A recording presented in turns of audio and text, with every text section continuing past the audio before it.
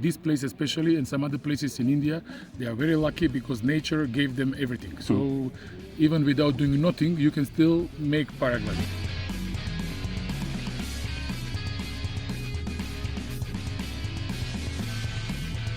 My name is Goran Dimiskovski.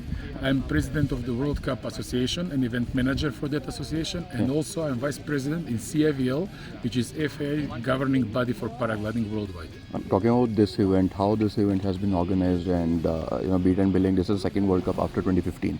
What do you make out of this whole event?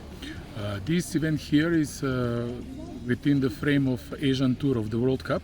So there is a slight difference in between what we had in 2015 and now, but doesn't matter, it's under the same association and the same governing body.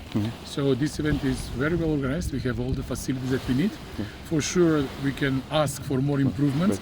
Yesterday we have a very successful meeting with Mr. Rudy, who is the president of National Club of India, who is a very influential person for our sport, and he gave us some guidelines, some promises, some wishful good approach to some improvements on the takeoffs, infrastructure, transportation, accommodation, so everything what we need to be able to make high profile events here. What else needs to be done? Making high profile sport events, it's not about the nature, it's about the infrastructure. So basically India, Bir, if this is a numbers, if we put from 1 to 100, they're at 10. They're just at the beginning because the entire infrastructure is very rudimental, very basic. So they need to invest a lot into, for example, preparing better takeoffs. They need to be flattened. They need to be artificial grass all over it because the equipment is damaging when you're going on the unprepared surface. Then they need a special shade. They need a special places for briefings. They need internet coverage. We cannot operate these days. Entire safety system is linked to the internet coverage and mobile network coverage. So there are many loopholes in all this system.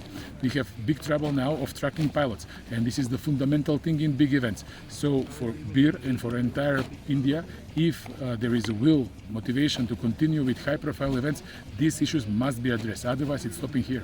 Safety and security is one of the biggest concerns.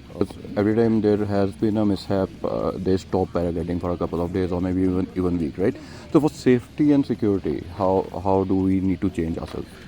Safety and security is not badly organized. You know, the infrastructure is in place. In this event, we have 3 potential helicopters available from 3 different locations. We have 6 ambulance cars. We have 6 mounting teams.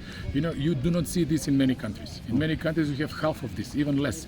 So from that perspective, that's very good.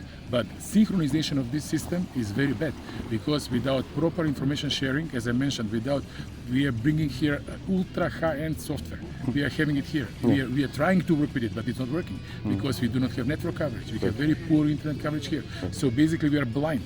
So safety is related to technology in paragliding. You can put all the manpower without proper information. It's not happening. So that's exactly what they need to do.